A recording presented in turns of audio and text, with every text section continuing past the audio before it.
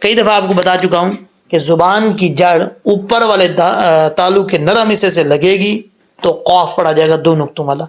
اس چیز کا آپ نے خاص خیال رکھنا ہے.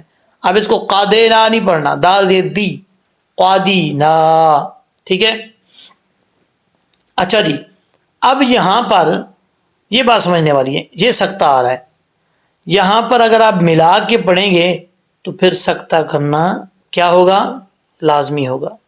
اگر یہاں پر آپ نے وقف کرنا ہے یعنی رکنا ہے تو اس صورت میں یہ سکتہ ختم ہو جائے گا. سکتہ یہ تجوید کا رول ہے، جہاں پہ سکتہ ہو وہاں وقف کیا جائے تو سکتہ ختم ہو جاتا ہے.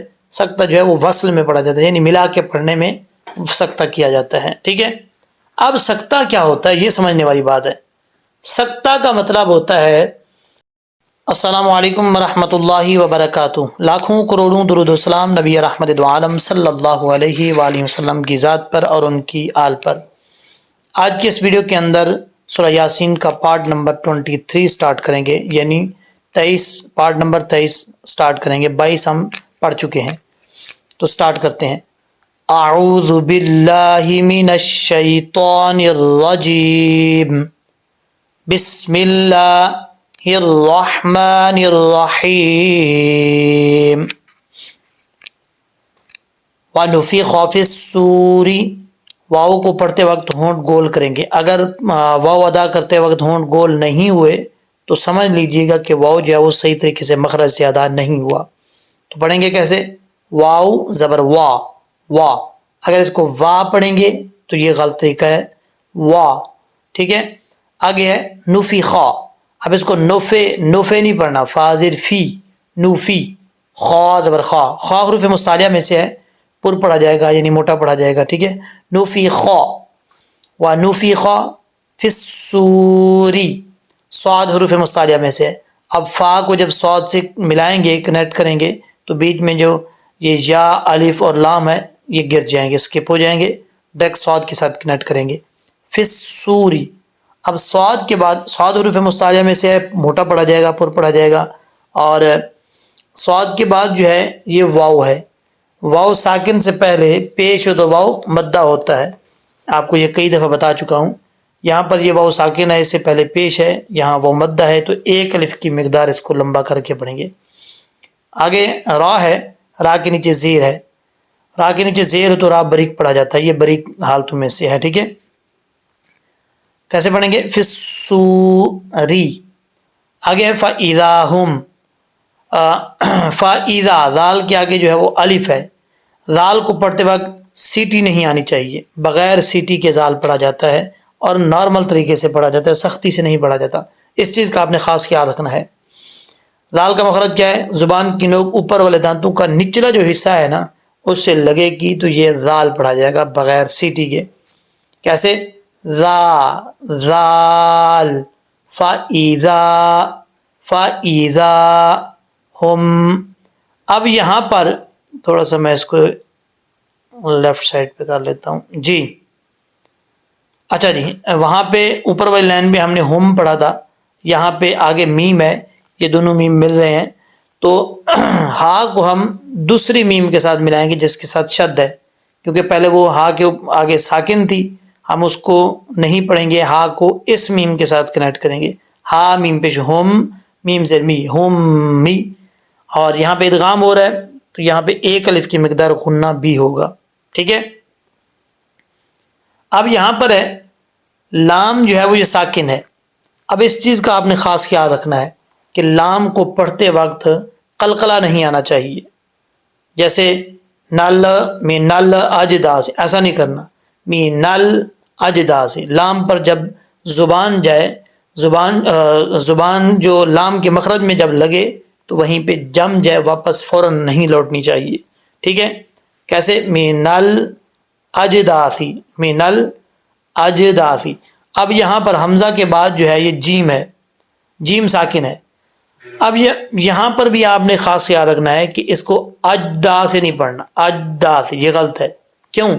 اس کی وجہ یہ ہے کہ جیم جو ہے یہ حروف قلقلہ میں سے ہے، اور آپ کو کئی دفعہ میں بتا چکا ہوں پچھلی ویڈیوز کے اندر کہ اگر حروف قلقلہ ساکن ہوں تو ان میں قلقلہ پایا جاتا ہے، اب یہ جیم ہے، قاف طا با جیم دال، یہ حروف قلقلہ 5 ہیں، ان میں سے جیم بھی ہے، تو جیم ساکن ہے، اس میں کیا ہوگا؟ قلقلہ ہوگا۔ کیسے؟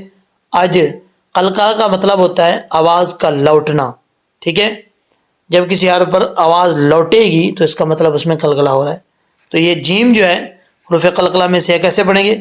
اج، اجداثی، اجداثی۔ یہ جو سا ہے، سا کے نیچے زیر ہے، سا زیر سی، بغیر سیٹی کے، اگر اس کو سی پڑھیں گے تو غلط ہے۔ سا زیر سی، زبان کی نوک اوپر والے دانتوں کے نچلے حصے سے لگے گی، اوپر والے جو 2 دانت ہیں ان کے نچلے حصے سے لگے گی، تو یہ سا پڑھا جائے گا، سا، بغیر سیٹی کے، سا، ٹھیک ہے؟ اجداثی۔ آگے ہے الا، لام کے اوپر کھڑا زبر ہے، 1 الف کی مقدار، اس کو لمبا کریں گے۔ الا ربہم، را باز رب بازر بھی ہے، ربی۔ جس حرف کے اوپر شد ہو وہ حرف 2 دفعہ پڑھا جاتا ہے، با کے اوپر شد ہے تو اس کو 2 دفعہ پڑھیں گے، اس کو ربہم نہیں پڑھنا، ربہم غلط ہے، ربہم، ربہم۔ آگے ہے ینسلون، نون جو ہے ساکن ہے، اب نون کے اوپر اخفا ہو رہا ہے، نون ساکن کا اخفا، ٹھیک ہے؟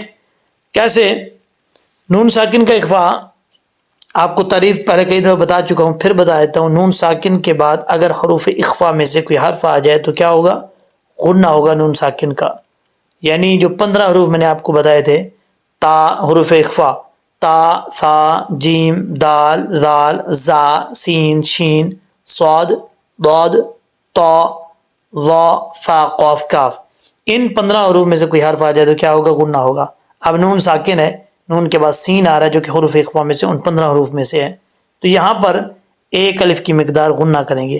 غنہ سے مراد یہاں پر آواز کو ناک میں چھپا کر پڑھیں گے، کیسے؟ یانسی، یانسی لون۔ اب لام کے بعد واو ہے، واو ساکن، واو ساکن سے پہلے اگر پیش ہو تو واو کیا ہوتا ہے؟ مدہ ہوتا ہے، اس چیز کا آپ نے خاص خیال رکھنا ہے، تو اس کو یہاں پہ 1 الف کی مقدار لمبا کریں گے۔ اچھا، اگر یہاں ملا کے پڑھنا چاہ رہے ہیں تو پھر تو 1 الف کی مقدار پڑھا جائے گا، اگر آپ یہاں پہ وقف کرنا چاہ رہے ہیں، سٹاپ کرنا چاہ رہے ہیں، تو پھر 1 الف کی مقدار نہیں، اس کو جو ہے 2 الف یا 2.5 الف کے برابر بھی پڑھ سکتے ہیں، آپ اس کو لمبا کر سکتے ہیں، وہ آپ کی مرضی ہے۔ اگر 1 الف کی مقدار لمبا کرتے ہیں تب بھی ٹھیک ہے، کوئی غلط نہیں ہے، ٹھیک ہے؟ جب یہاں وقف کریں گے تو نون ساکن ہو جائے گا۔ اچھا جی، اب آگے جو آپ کو پریکٹس کروانے جا رہا ہوں نا، وہ آپ نے میرے ساتھ ساتھ پریکٹس کرنی ہے تاکہ آپ کو پڑھنے کا طریقہ ہے، اور اس کے بعد اگلی آیت بھی پڑھیں گے، اس میں بھی بہت زبردست طریقے سے آپ کو سمجھاؤں گا۔ چلیں جی، پہلے اس کو میں تھوڑا سا یہ ادھر کر لیتا ہوں۔ اب آپ نے لفظ بلفظ میرے ساتھ پریکٹس کرنی ہے۔ وَنُفِخَ فِي الصُّورِ فَإِذَا هُمْ مِنَ الْأَجْدَاثِ إِلَى رَبِّهِمْ يَنسِلُونَ۔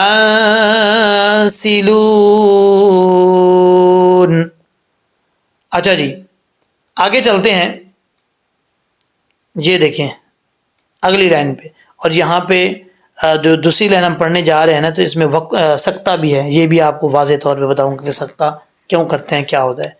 اچھا جی، قالوا یا ویلنا، اب یہاں پر قاف 2 نقطوں والا حروف مستعلیہ میں سے ہے، اس کو فل موت پڑھیں گے، پر پڑھا جائے گا، قاف الف زبر قا، قا۔ اب جب تک 1 الف کی مقدار اس کو لمبا کریں گے تو اس قاف کو پر پڑھا جائے گا، یعنی ساتھ الف بھی پر پڑھا جائے گا، ٹھیک ہے؟ ایسا نہیں کرنا کہ شروع میں قاف پر پڑھنا ہے بعد میں بریک، نہیں، قالو نہیں پڑھنا، قالو۔ آگے لام کے بعد واو ہے، واو ساکن سے پہلے پیش ہے تو واو مدہ ہوتا ہے، یہاں پر واو مدہ ہے، 1 الف کی مقدار اس کو لمبا کریں گے، اور اس کے آگے جو الف ہے نا، یہ واو کے آگے یہ الف چھوڑ دیں گے، اس کو نہیں پڑھیں گے، تو قالو۔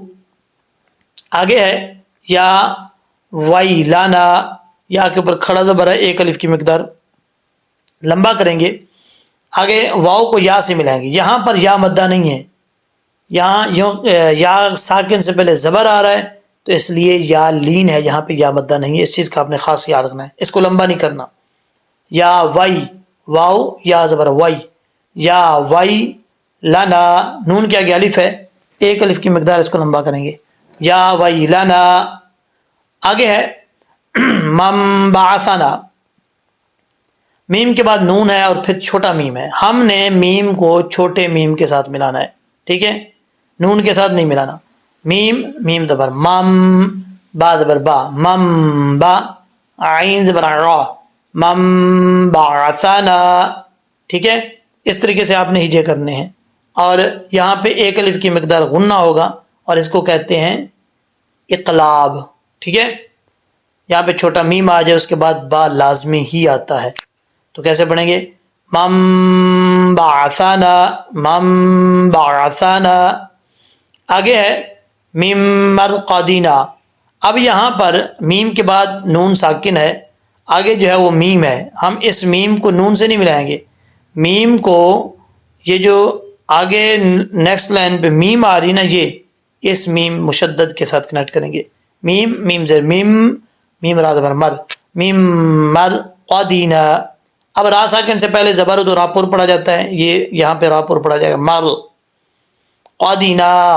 قاف دو نقطوں والا ہے, حروف مستعلیہ میں سے پر پڑھا جائے گا. اس کی جو مخرج ہے کئی دفعہ آپ کو بتا چکا ہوں کہ زبان کی جڑ اوپر والے تالو کے نرم حصے سے لگے گی تو قاف پڑھا جائے گا دو نقطوں والا. اس چیز کا آپ نے خاص خیال رکھنا ہے. اب اس کو قادینا نہیں پڑھنا, دال یہ دی قادینا. ٹھیک ہے, اچھا جی. اب یہاں پر یہ بات سمجھنے والی ہے, یہ سکتہ آ رہا ہے. یہاں پر اگر آپ ملا کے پڑھیں گے تو پھر سکتہ کرنا کیا ہوگا؟ لازمی ہوگا. اگر یہاں پر آپ نے وقف کرنا ہے یعنی رکنا ہے تو اس صورت میں یہ سکتہ ختم ہو جائے گا. سکتہ یہ تجوید کا رول ہے, جہاں پہ سکتہ ہو وہاں وقف کیا جائے تو سکتہ ختم ہو جاتا ہے. سکتہ جو ہے وہ وصل میں پڑھا جاتا ہے, یعنی ملا کے پڑھنے میں سکتہ کیا جاتا ہے. ٹھیک ہے, اب سکتہ کیا ہوتا ہے یہ سمجھنے والی بات ہے. سکتہ کا مطلب ہوتا ہے یعنی جب آپ پڑھ رہے ہیں بیچ میں سکتہ آ گیا ہے تو آپ کا سانس نہ ٹوٹے لیکن آواز جو ہے وہ تھوڑی سی رکے پھر پڑھ جائے. جیسے میں آپ کو بتاتا ہوں, سورۃ المطففین میں آتا ہے, ملا کے پڑھیں گے تو قالوب نہیں کلا بل رانا کلا بل رانا. یہاں پہ آواز نہیں ٹوٹ رہی, سانس نہیں ٹوٹ رہا, صرف آواز جو ہے سٹاپ کی ہے اس کے بعد جو ہے پڑھا ہے. ٹھیک ہے, کیسے؟ کلا بل رانا. یہ 30ویں پارے میں ہے سورۃ المطففین کے اندر, وہاں جا کے آپ دیکھ سکتے ہیں. یہاں پہ ہم سٹاپ کریں گے مرقدنا پہ تو سکتہ خود بخود ہی ختم ہو جائے گا, پڑھنے کی ضرورت نہیں ہے. ٹھیک ہے, آگے ہے کیونکہ یہ وقف لازم ہے اس لیے یہاں پہ ہم سٹاپ کر رہے ہیں. آگے ہے ہاذا, ذال کے آگے الف ہے تو ایک الف کی مقدار لمبا کریں گے. ما وعد الرحمن, عین کو کلیئر کرنا ہے. ٹھیک ہے, میم کے آگے الف ہے. ما وعد الرحمن, دال کو را سے کنیکٹ کرنا ہے, الف لام کو چھوڑ دیں گے. در رحمان, عین کو کلیئر کرنا ہے. وعد الرحمن وصدق المرسلون. صاد حروف مستعلیہ میں سے پر پڑا جائے گا, قاف کو لام سے کنیکٹ کریں گے, را ساکن ہے, را ساکن سے پہلے پیش ہے تو زبر پر پڑا جاتا ہے. مرسلون, واو مدہ ہے, یہاں پہ وقف کریں گے تو نون ساکن ہو جائے گا, ایک الف کی مقدار لمبا کریں گے. ٹھیک ہے, اب آپ نے میرے ساتھ ساتھ پڑھنا ہے. قالوا یا ویلنا من بعثنا من مرقدنا هذا ما وعد الرحمن وصدق المرسلون. اس طریقے سے. ٹھیک ہے, چلو ہم اس کو اب لہجے میں بھی پڑھ لیتے ہیں. یہ بیچ میں ایک ایک حرف جو چھپ جاتا ہے تو یہ آپ پھر کمپرومائز کیجیے گا. وَنُفِخَ فِي الصُّورِ فَإِذَا هُم مِّنَ الْأَجْدَاثِ إِلَىٰ رَبِّهِمْ يَنسِلُونَ. قَالُوا يَا وَيْلَنَا مَن بَعَثَنَا مِن مَّرْقَدِنَا هَٰذَا مَا وَعَدَ الرَّحْمَٰنُ وَصَدَقَ المرسلون. صدق اللہ العظیم.